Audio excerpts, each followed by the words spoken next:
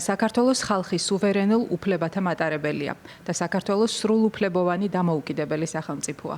დამოუკიდებელ საქართველოს პოლიტიკური ფორმა დემოკრატიული რესპუბლიკაა. კითხულობთ 1918 წლის 26 მაისით დათარიღებულ დოკუმენტში, რომელსაც ხელს ეროვნული საბჭოს 88 დეპუტატი აწერს. ეს შენობა მრავალი თვალსაზრისით არის სიმბოლური, თუმცა ეს შენობა თავის დროზე აშენდა როგორც კავკასიის რუსი მეფის ნაცვლის სასახლე, რუსი მმართველის სასახლე. მაგრამ ამ შენობაში მოხდა ის ისტორიული ამბავიც, რომ საქართველოს გამოაცხადა დამოუკიდებლობა. 1918 წლის 26 მაისს, როდესაც ნოე ჟორდანიამ საღამოს 5 საათსა და 10 წუთზე ეს დამოუკიდებლობის აქტი წაიკითხა და გამოაცხადა დამოუკიდებლობა. დიმიტრი სილაქაძე პირველი რესპუბლიკის დაფუძნების მოკლე ისტორიას იმ შენობასთან გვიყვება, სადაც 107 წლის წინ საქართველოს ეროვნულმა საბჭომ დამოუკიდებლობა გამოაცხადა. ისტორიკოსი იმ საზოგადოებრივ განწყობებს აღწერს, რომლებიც მე-20 საუკუნის დასაწყისის საქართველოში ამ უმნიშვნელოვანეს თარიღს უკავშირდება. 26 მაისის ატმოსფერო იყო ორგვარი. ერთი ატმოსფერო ეს არის ამიერკავკასიის ფედერაციის დაშლის და დამოუკიდებლობის გამოცხადების ატმოსფერო და მეორე ატმოსფერო არის ერთგვარი შიშის მომგვრელი ატმოსფერო, რა იქნება ხვალ. დაგვიცავს გერმანია. ოსმალეთი აქვეა უკვე აჭარა უკავია, ამის ქვემო ქართლს არის კიდე სამხრეთიდან მომდგარი, იქით ახალციხე უკავია. სიხარულის ატმოსფეროს ყველაზე გამორჩეული მომენტი ჩემთვის ესე კინემატოგრაფიულად რო აღვადგინო არის ლასამ გელაძე, სოციალ-დემოკრატი, მებრძოლი ადამიანი, როდესაც ნოე ჟორდანიამ წაიკითხა დამოუკიდებლობის აქტი და შემდეგ გამოდგა აქ აივანზე და შეკრებილ ხალხსაც ხალხის გაეცნო დამოუკიდებლობის აქტს. ლასამ გელაძემ აირბინა მამა დავიცე და ილიას საფლავს ჩასძახა, რომ მიულოცა გიხაროდესო საქართველოს დამოუკიდებელია. ლასამ გელაძის მამა დავიცე ასვლის ამბავი აღწერილია ისტორიულ სამეცნიერო გამოცემაში ბედი ქართლისა. 1918 წელი, მაისის 26. ცხადდება აქტი საქართველოს დამოუკიდებლობისა. ზეიმი ჯერ კიდევ არ დამთავრებულა. ერთი მოზეიმე მირბის მამა დავითისკენ. ექსტაზით აყვანილი და აელვარებული. უახლოვდება სალოცავს. ავარდება სამრეკლოზე და ზარების რეკვით ამცნებს სამშობლოს. აღსდგა საქართველო. მე არ მეგულვება არც ერთს უნივერსალურ ეპოსში მამულიშვილური აქტი ეგზომაყვანილი მითიურ სიმაღლემდე. ყველა მიცის ვინ იყო ეს მოზეიმე. ვლასამ გელაძე. საერთო სახალხო ზეიმი იყო 1919 წლის 26 მაისს.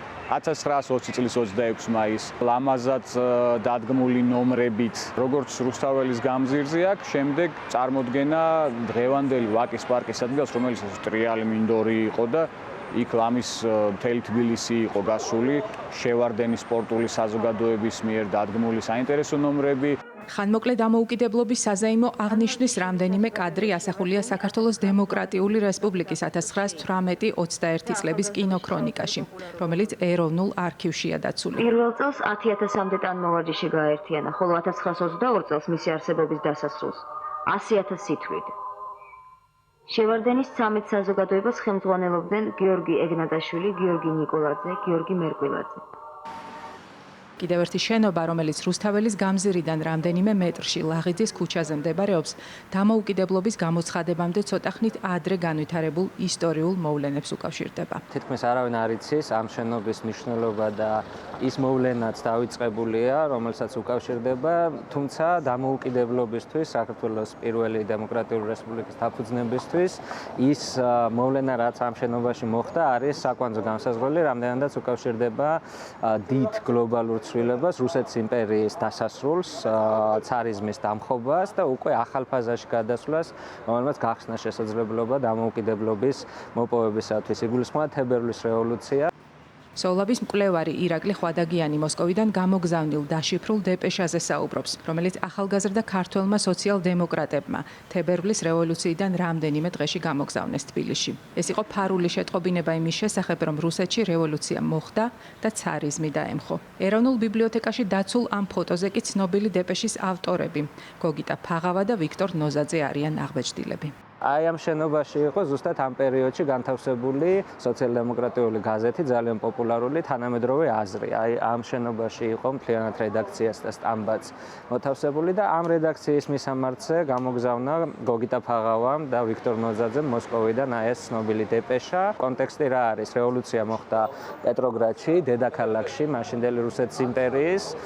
მეფე გადადგა, ძმამ უარი თქვა ტახტზე, ძალაუფლება აიღო დროებითმა მთავრობამ. როდესაც უკვე ამ ახალგაზრდებმა, რომლებიც არიან სტუდენტები მოსკოვში და პარალელურად არიან არმიის რეზერვში, ამზადებენ მათ როგორც ოფიცრებს, მათ ეს ცნობა გაიგეს, რომ პეტროგრადში რევოლუცია მოხდა უკვე და დაფიქრდნენ, რომ როგორ შეიძლება სწრაფად შეატყობინონ თბილისს ამის შესახებ. პატარა ჩანაწერი გამოგზავნეს იმ გათვლით, რომ რუსი ფოსტის მოხელე ვერ მიხვდებოდა, რომ მთავრობაზე არ არის ქართული გვარი. და ჩვეულებრივად ეს ლეგენდარული დეპეშა მოვიდა იმავე საღამოს და აი როგორც ბომბი ისე აფეთქდა ეს ცნობა. კავკასია მეორე დღეს იცოდა, რომ ცარიზმი დამთავრდა და მოქმედების დროა. თუ კი მეხსიერებაში ასე თუ ისე ეს ცნობილი ფრაზა მთავრობაზე გარდაიცვალა ცოცხალია, ნაკლებად იციან მოქალაქეებმა, რომ ზუსტად ამ ადგილს უკავშირდება ქალაქის ცენტრში, სადაც თითქმის ყოველდღე მოძრაობდა, არაფერი არ ვიცით. მესამე შენობა, რომელიც პირველი რესპუბლიკის უმნიშვნელოვანეს მეხსიერებას ინახავს, დღევანდელი ოპერის, მე-20 საუკუნის დასაწყისში კი სახაზინო თეატრია. 1917 წლის ნოემბრის ბოლოს, თებერვლის რევოლუციიდან რამდენიმე თვეში, აქ პირველი ეროვნული ყრილობა ჩატარდა. დღევანდელი ოპერის თეატრი დამოუკიდებლობის გამოცხადების პირველი დემოკრატიული რესპუბლიკის დაფუძნების კონტექსტში არის ყველაზე ერთ-ერთი მთავარი მოვლენის მასპინძელი შენობა. რევოლუციიდან მალევე დაფუძნებული ინტერპარტიული საბჭო იწყებს მომზადებას ეროვნული ყრილობის, რომ გაჩნდეს ორგანო, რომელიც ლაპარაკობს ქართველი ერის სახელით. და ამისთვის მუშავდება ესეთი ფორმულა, რომ ეროვნული ყრილობის დელეგატები უნდა იყვნენ ყველა პარტიების წარმომადგენლები საქართველოში, მოქმედი არსებული რევოლუციური ორგანოების წარმომადგენლები, საქალაქო თვითმმართველობების წარმომადგენლები, უმცირესობების წარმომადგენლები, ოღონდ ქართული უმცირესობების, ქართველი მუსლიმების და ქართველი ებრაელების, ყველა მნიშვნელოვანი საზოგადოებრივი, კულტურული დაწესებულებების დღევანდელი გაგებით სამოქალაქო არასამთავრობო ორგანიზაციების წარმომადგენლები შესაბამისი კვოტებით. რამდენიმე ასეული ადამიანი, 300-ზე მეტი დელეგატი იკრიბება აქ სახაზინო თეატრში 2 დეკემბერს მართავს სესიებს. ეროვნული ყრილობა ირჩევს საქართველოს ეროვნულ საბჭოს თავისი აღმასრულებელი ორგანოთი. რადგან ეროვნული ყრილობა იკრიბება, მას ჭირდება სიმბოლო, ეროვნული ნიშანი, დროშა. ეს დროშა შემუშავდა ქართველი ისტორიკოსების და იაკობ ნიკოლაძის ერთობლივი მუშაობის შედეგად, რაც ეფუძნებოდა ისტორიულ წყაროებს, რომ რა ფერები იყო გამოყენებული ისტორიულად გაერთიანებული ქართული სამეფოების დროშებზე. გადაწყდა ასევე, რომ რადგან არსებობს უკვე აი ეს ვერსია ეროვნული დროშისა, ეს დროშა იყო როგორც დარბაზში წარმოდგენილი, ისე განმოფენილი ფასადზე.